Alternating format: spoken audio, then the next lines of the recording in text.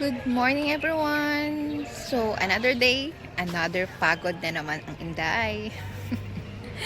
So, ngayon nandito kami sa park. Ayan. Katatapos lang namin mag-exercise.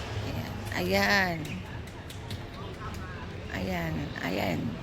Karamihan ng kasama ko dito ay matatanda. Ayan. Morning, mostly in morning,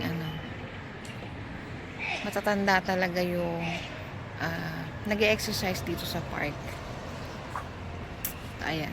Iba't ibang session yan, iba't ibang grupo. Ayan. After nun, nagpunta kami ng clinic dahil masakit daw yung kanyang lalamunan.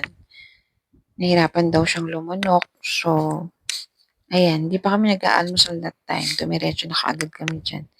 Ganito tong alaga ko pagka sinabi.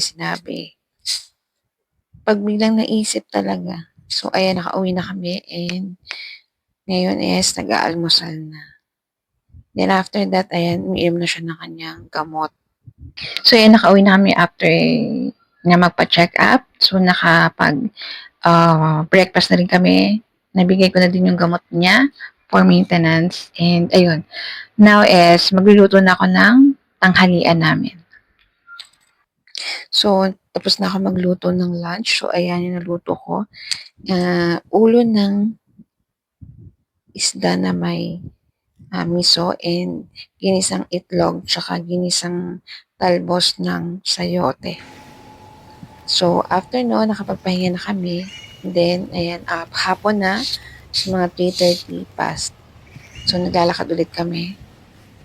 Ayan, inaabot kami sa paglalakad ng mga 1.5 hours to 2 hours kami nasa labas. Ayan. So, ayan, mahaba yung pag-iikot namin yan. Halos dalawang park yung napupuntahan namin. Ayan. So, ito yung isang park na malapit na sa amin. So, ayan. Then, after nyan, uupo sandali. Ayan. So, grabe, super init. Napakatirik ng araw, pero nakita niyo naman si Lola. Ganado. Diba?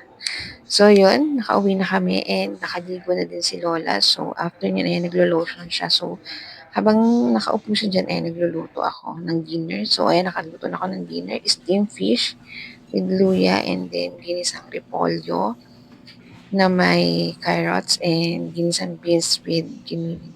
So, that's for today, guys.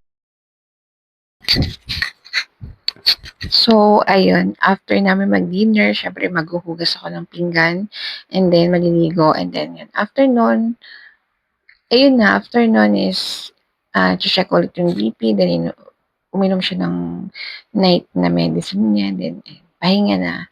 Ay, hindi pa pala pahinga. So, night ako naglalaba. So, yun, habang nakaupo siya, inayos ko yung labahan, nalagay ko sa washing. Then, after nun, ayun, inintay yun matutulog kami. So, ganun lang yung almost daily life ko sa kanila, daily routine ko with the grandma.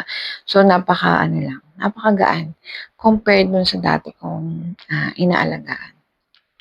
So, that's it for today, guys. Thank you for watching. Don't forget to like, subscribe, and comment. Comment gusto kayong i-comment. Thank you. Bye-bye.